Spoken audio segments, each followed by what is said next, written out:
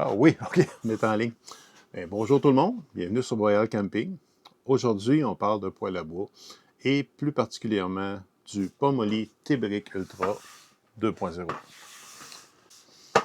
C'est un poêle que je regarde depuis un bon bout de temps, puis avec l'achat de ma dernière grosse tente, il y a un besoin qui se fait sentir pour un poêle qui a plus de capacité de chauffe, puis qui peut brûler un petit peu plus longtemps entre les remplissages. Fait que le Pomoly T-Brick Ultra va venir combler ce besoin-là. Le camping d'hiver que je fais, en général, je vais stationner le véhicule et je vais marcher une couple de kilomètres jusqu'au camp. Donc, ça me prend quelque chose qui est transportable. Pour commencer, on va mettre un petit peu les choses en situation. La hot tent, ça couvre un grand spectre de possibilités. Ça part des tentes gonflables énormes comme ça, à aller jusqu'à des petits setups comme celui-là. On n'a pas les mêmes besoins de poêle à bois pour les deux. Bon. Faut aussi que je vous dise que je suis parfaitement conscient qu'un poêle à bois de 150 livres, dans lequel on peut rentrer un quart de corde de bois, va chauffer énormément plus longtemps qu'un poêle pliable en titane. Bon. C'est clair. Sauf que le poêle de 150 livres, je ne veux pas nécessairement le traîner dans mon sac à dos. C'est de là qu'arrivent les petits poêles de titane pliables. Fait que c'est ce qu'on va voir aujourd'hui, un poêle en titane pliable. Fait qu'on va y aller avec l'étape 1, le sortir de son enveloppe.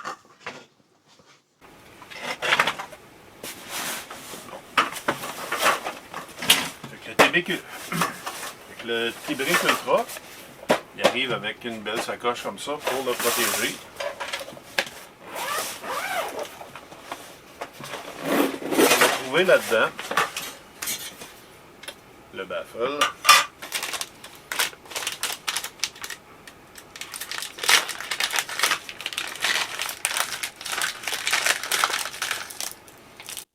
des petits outils, une clé Allen,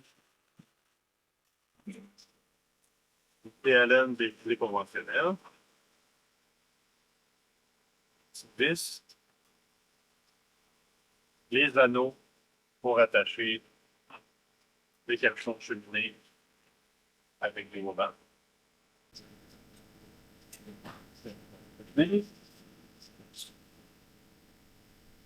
S'adapteur, votre cuisine? Et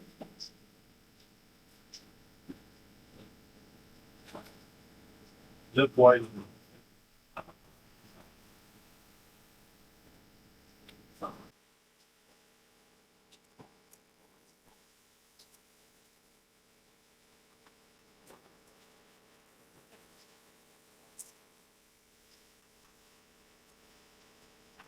L'assembler en temps réel, sans rien montrer. Juste pour démontrer comment c'est simple.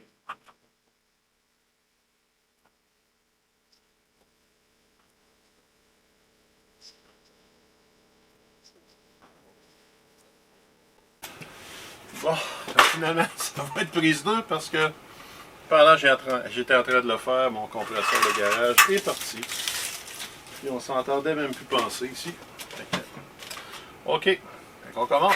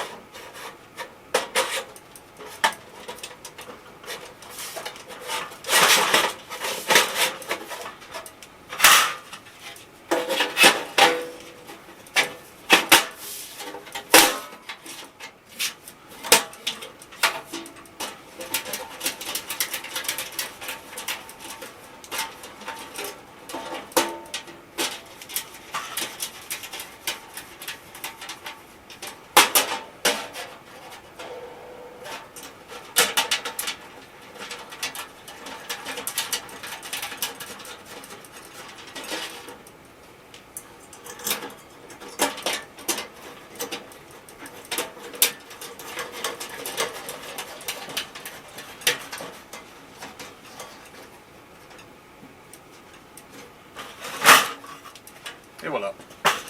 Poêle à bois prêt à servir. Donc, on peut voir, très pratique. S'il fait froid, bon, on ne sera pas exposé longtemps à se les geler. Avec le poêle, j'ai commandé cet accessoire-là.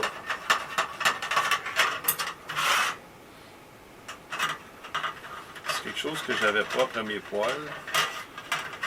Et si j'en avais, j'en voulais des démontables. Voilà. Avec une petite tablette pour mettre des plats sans faire un réchaud ou faire sécher des mitaines, des bas, quoi que ce soit. Ça pèse 330 grammes. Quand même raisonnable. Bon, c'est ce que je fais, je leur démonte. Puis je vous ramène pour vous montrer les particularités de chaque système, chaque pièce. Ce qui est différent avec les autres petits poêles à bois, ce qui est identique.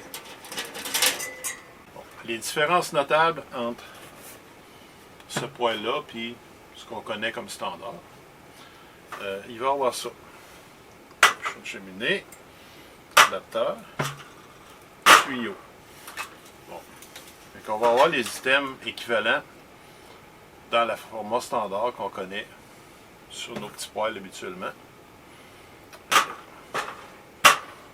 Ce qu'on voit avec la plupart des petits poêles pliables, ce qui arrive avec le T-Brick Ultra. Ensuite, la clé de poêle, c'est un peu la même histoire. C'est assez différent. Et bien évidemment, le tube, il va être plus large. Et plus grand. Première différence avec les autres petits poêles pliables, la cheminée. Fait qu'on va sortir les pièces une par une, puis on va regarder ce que ça a l'air. Vous allez voir ici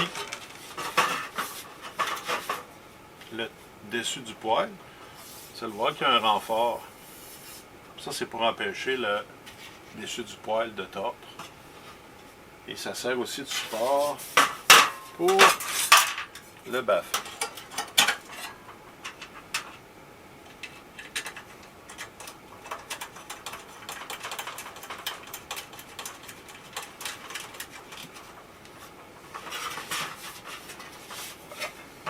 Le baffle, lui, il sert à empêcher un peu les tisons de monter dans la cheminée. Puis il sert aussi à favoriser une deuxième combustion en ralentissant un petit peu la vitesse des gaz quand ils prennent la cheminée. À noter aussi que le T-Brick 2.0, il est fabriqué en titane d'1 mm d'épais, contrairement à la plupart des petits poêles pliables qui sont 0.6 mm. C'est un peu plus lourd, probablement beaucoup plus solide. Ok. On va y aller avec les pièces ici. Le panneau de côté à double paroi. Bon, la double paroi qui est soudée tout le tour, elle va permettre. Bon, maintenant, le panneau double paroi, il est ventilé. On a ici une rangée d'air, une rangée de sortie d'air en haut. Et de l'autre côté, à l'extérieur du poêle, une rangée d'entrée d'air. Et la chambre ici, ça sert à réchauffer cet air-là. Encore là, c'est fait pour amener plus d'oxygène et favoriser la fameuse deuxième combustion. C'est pour tirer le maximum de BTU de chaque morceau. Ensuite, on a le panneau avec la fenêtre qui, bon, à part que la fenêtre est vraiment très grande, il n'y a pas grand chose de spécial celui-là. On va tomber maintenant avec le corps du poêle lui-même. Le panneau du fond, lui aussi, il y a un renfort soudé à l'intérieur pour l'empêcher de tordre. Et on voit ici, de chaque côté à l'arrière, il y a des entrées d'air. Quand on allume le poêle, on va les garder fermés. Puis une fois qu'il est bien parti, on va les ouvrir. Fait que ce que ces trappes-là font, c'est qu'ils rentrent de l'oxygène à l'arrière du poêle pour permettre à cette partie du bois-là de brûler complètement. Fait que vous allez ramasser moins de cendres, moins de morceaux de charbon, moins de...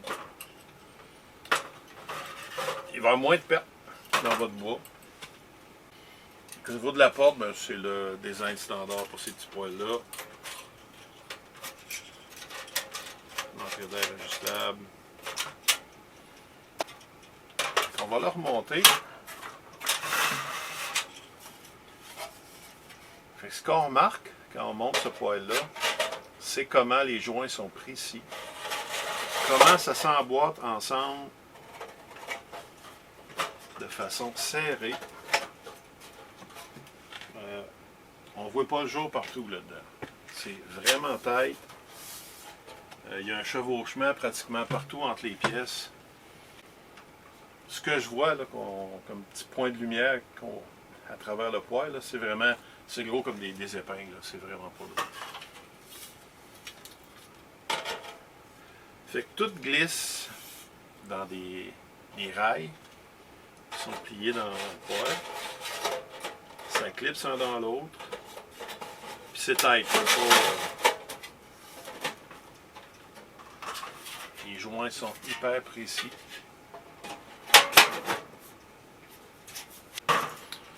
Pour vous donner une idée, ça c'est le mouche à feu.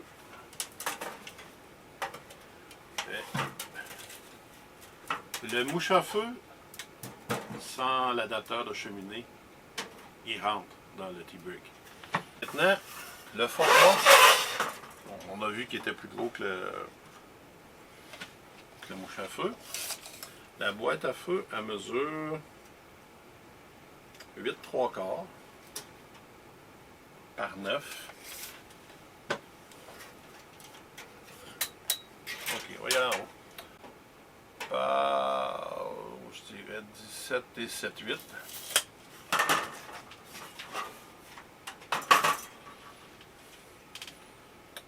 Ça donne un volume de boîte à feu de 22,3 litres si ma mémoire est bonne. Le poêle pèse 12,3 livres. Il faut rajouter à ça le poids de mes accessoires, parce que je vais les trimballer avec, qui est de 330 grammes pour les 2 tablettes et les petits poteaux. Bon, fait que c'est pas tout ça. Un nouveau poêle à bois, c'est rien sans une nouvelle cheminée. Il va falloir la rouler. Ensuite, il va falloir brûler notre poêle à bois 2 fois. On va le brûler une fois avec la cheminée dans un sens, et une deuxième fois avec la cheminée sur l'autre sens, pour être sûr que la cheminée soit chauffée de façon égale le plus possible. Plus qu'elle est chauffée égale, plus le titane va prendre de mémoire, puis qu'il va être facile à dérouler et à former après, sans faire de bosses, de kink, de plis. Ça va vous faire une cheminée qui est droite, qui est belle à regarder, puis qui va être plaisante à utiliser. Une de ces petites cheminées-là, quand elle est bien partie, c'est plus rapide et plus facile à installer qu'une cheminée en section. Il y a une étape assez importante à faire ici. Je ne sais pas, oui, on voit la caméra. Vous voyez les traces de doigts? On ne lave pas. Ce que ça donne, des trucs comme ça. Fait qu'on peut voir les traces ici. Puis on peut voir, il y a une ligne ici, en bas du joint, là, tout le tour, où il y avait le ruban de protection pour le métal. Bien, le mouche à feu, je ne l'ai pas lavé avant de le chauffer. Puis, on voit toutes les marques partout où il y a eu de la manipulation. C'est comme si c'était un poêle qui est un petit peu dispendieux. On va le laver tout simplement avec de l'alcool à friction. Ça, c'est une pièce que j'ai commandée pour un autre poêle. Je vais vous montrer. Bon. Il n'y a plus vraiment de traces de doigts là, de huileuse. Je vais tout simplement passer le poêle à l'alcool de bois pour enlever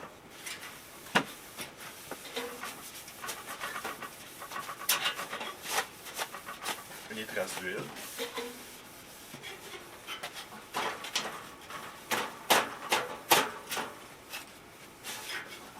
J'ai vu une nouvelle méthode sur internet pour faire le premier déroulage. Le premier roulage, je devrais dire, pas déroulage. Pour commencer,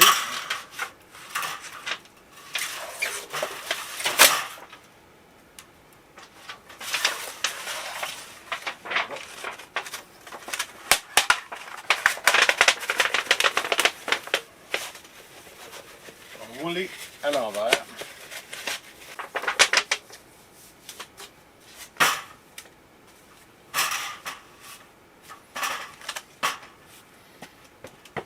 On attend un petit peu.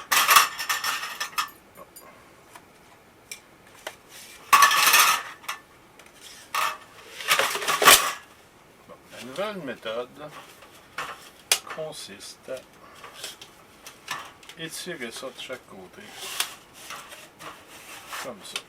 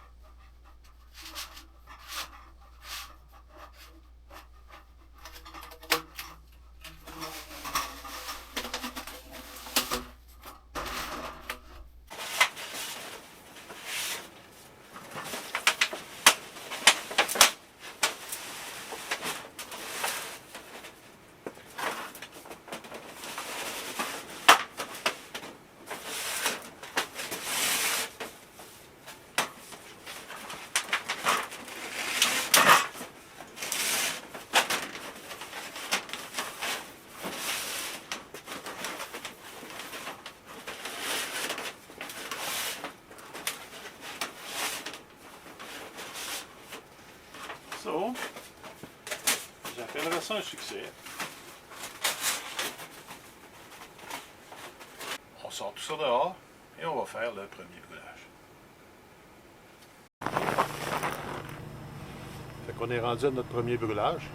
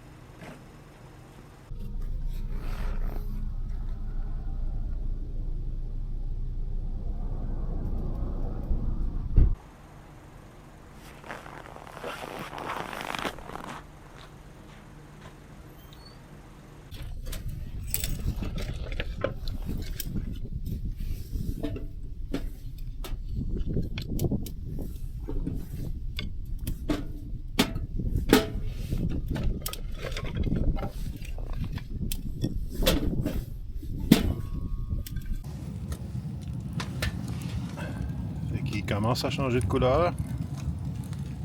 Là, on voit la cheminée aussi. Puis je vous disais, là, je nettoyais pour pas avoir les traces de doigts, là, mais la cheminée, je ne l'avais pas nettoyée, elle. On voit toutes les traces de doigts où il y avait de l'huile.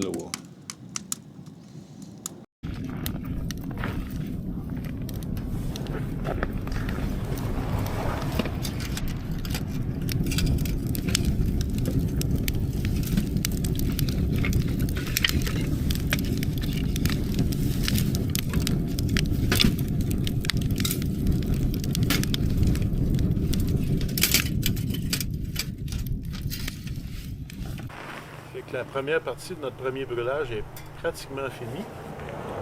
On peut voir qu'il n'y a pas d'accumulation en arrière. Les trappes à l'arrière, ça marche pour vrai. Ça fait vraiment une différence. On peut voir la vitre est revenue parfaitement propre à grandeur. Fait que je la laisse mourir. Je le rallume, on va flipper la cheminée pour brûler l'autre bout.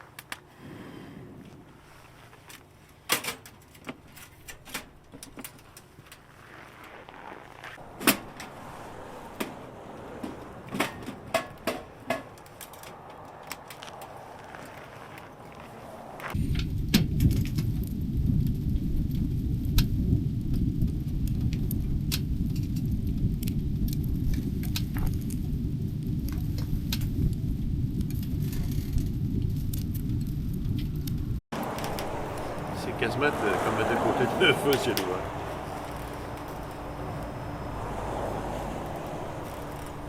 Fait que notre premier brûlage est fini, le poêle est refroidi. Ben, qu'est-ce qu'on apprend de ça? Grosso modo, c'est que les modifications apportées par Paul Molly, ben, ils servent à quelque chose.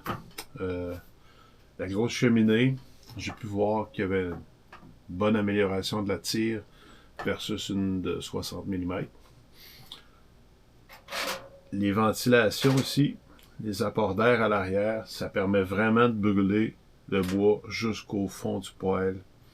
Il n'y a pas eu d'accumulation du tout à l'arrière, ça a très bien brûlé. Les renforts qu'ils ont mis partout pour garder les panneaux droits.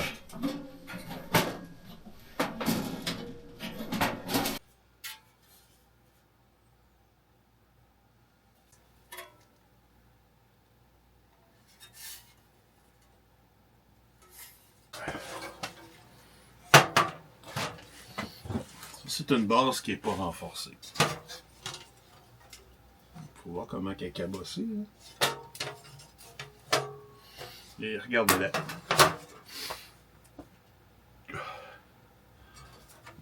Si on regarde ici, parfaitement droit.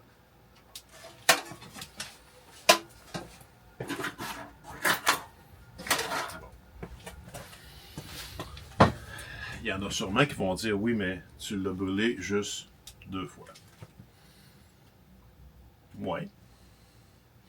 Sauf que je l'ai porté au rouge bien comme il faut 2 fois. Normalement, la plupart de ces petits poils-là, si on a affaire à venir croche, c'est pas mal là que ça se passe. C'est qu'il est pas plus difficile à monter qu'au début.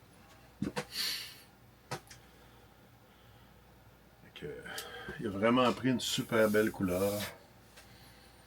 Les endroits où c'est bleu, c'est que ça a chauffé pas mal. Les endroits où c'est devenu vraiment gris plus foncé, là, ça c'est que ça a été jusqu'au rouge. Fait qu'évidemment, ce poêle-là, vous allez le voir à de nombreuses reprises cet hiver. Je sais pas si ça va être le prochain ou l'autre après, dans un futur vidéo pas trop lointain. On va le montrer en action. On va cuisiner avec, on va chauffer la tente avec. Et vous allez le voir tout au long de la saison. Puis on va faire un récapitulatif probablement fin mars, début avril. Voir comment ça s'est passé, ce que j'aime, ce que j'aime pas. Puis... Fait que merci d'avoir écouté jusqu'à la fin. On se retrouve au prochain épisode de Boréal Camping.